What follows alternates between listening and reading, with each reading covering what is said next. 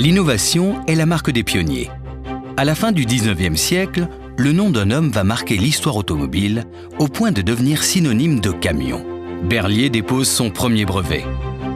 C'est aussi l'année où un autre pionnier, Louis Renault, crée la société Renault Frères. Ensuite, il conçoit le premier véhicule de transport de marchandises construit sur la base d'une voiture. 1905, l'American Locomotive Company se lance dans l'aventure automobile et achète à Marius Berliet la licence de fabrication pour une gamme de 3 voitures. Il se retrouve à la tête d'un capital de 500 000 francs or et réinvestit tout l'argent dans l'achat de terrain, de machines modernes et l'édification de bâtiments neufs pour développer son usine. La marque Berliet adopte alors comme logo le fameux sigle de la locomotive chasse-buffle. Berliet intensifie son activité camion, tandis que de son côté, Renault continue le développement de son activité automobile. Berliet lance la première génération de camions, le L puis le M, avec une campagne de communication visionnaire. La route prolonge le rail.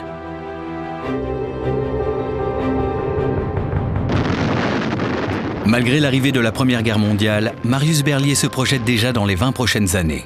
Sur 400 hectares, il installe les premiers ateliers de transformation, d'usinage et de chaînes de montage. Berliet comme Renault participent activement à l'effort de guerre et produisent l'arme de la victoire finale.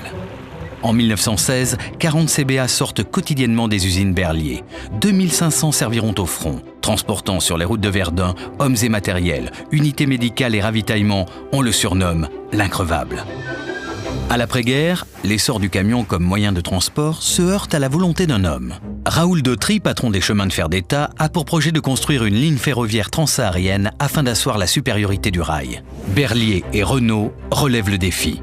En 1926, avec des véhicules 6 roues, ils traversent le Sahara. En 1932, équipés cette fois du moteur diesel, les camions Berliet triomphent au concours transsaharien. Les camions gagnent leur combat face au chemin de fer. Nous pouvions transporter 3 à 4 fois plus vite et à moitié prix et en porte à porte. La Deuxième Guerre mondiale donne un coup de frein au développement de Berliet. Dans la tourmente de l'après-guerre, alors que sa société est mise sous séquestre, Marius Berliet décède le 17 mai 1949 à l'âge de 83 ans. 2 mois plus tard, les usines sont rendues à la famille. Selon la volonté de son père, Paul Berliet en prend la tête. Sur les routes et sentiers de France, le nombre des Berliet dépasse celui de toutes les autres marques réunies. Le GLR 5 cylindres est le prototype du grand routier. Infatigable à la charge, c'est l'athlète de la route. En 1955, 10 ans après la fin de la guerre, la Régie nationale des usines Renault crée la Savième, qui regroupe l'activité poids lourd avec celle de Latil et Saumua. Le développement de l'usine de Blainville a permis à Savième Renault d'accroître encore sa production. Les chaînes produisent une gamme de véhicules industriels de 5 à 35 tonnes. Puissance ne doit pas signifier inconfort et les cabines ont été particulièrement étudiées sur les poids lourds destinés aux travaux publics ou au transport routier.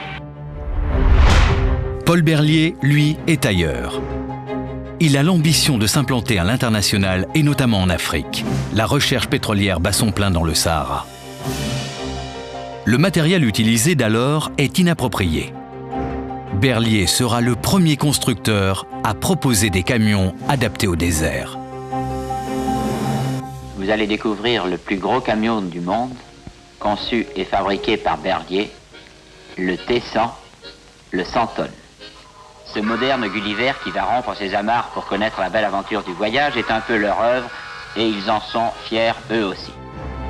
Emblème du savoir-faire industriel français, le mythique T100 installe définitivement l'image de robustesse de la marque Berliet. Mais, ironie de l'histoire, c'est un autre camion qui marquera l'épopée saharienne Berliet, le GBC. Ses exploits dus à ses capacités de franchissement et son incroyable robustesse feront de lui une légende. Aujourd'hui, à 80 km d'Ouargla, capitale du Sahara, flambent les torchères d'Assim Essaoud, la cité du pétrole.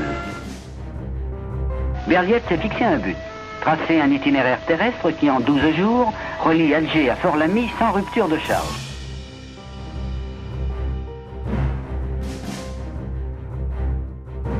Berliet devient une marque incontournable dans le monde.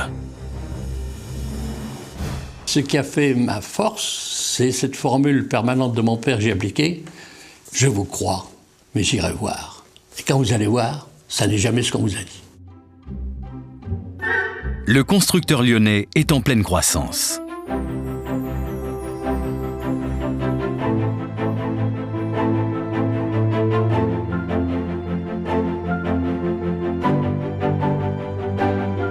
Bientôt, la demande de petits véhicules pour les livraisons urbaines se fait sentir. Début 1965, un robuste nouveau-né, le Stradert. Ce véhicule de 5 tonnes est le premier camion au monde à suspension pneumatique. Suit le TR300, premier gros porteur doté d'une cabine basculante. Symbole de confort et de sécurité, il sera 8 ans plus tard, dans sa version 350 Centaure, le dernier camion frappé du logo à la locomotive. L'État a donc fait connaître ce matin le prix qu'il attache à la réorganisation de l'industrie automobile française.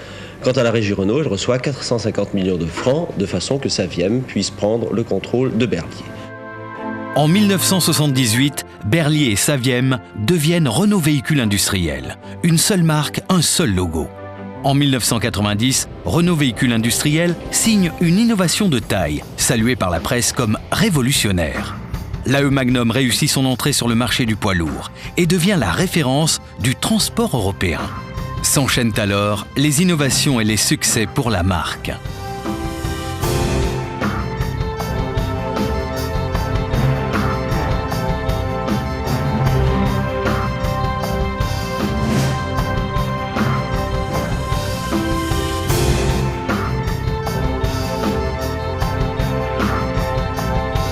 En 2001, Renault cède sa division poids lourd à AB Volvo, qui un an plus tard adopte la dénomination internationale Renault Trucks.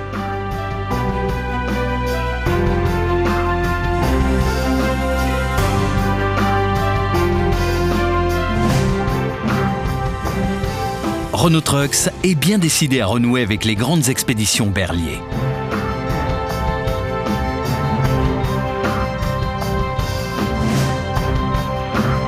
Depuis 2007, Renault Trucks gagne tous les défis de la consommation de carburant et de rentabilité.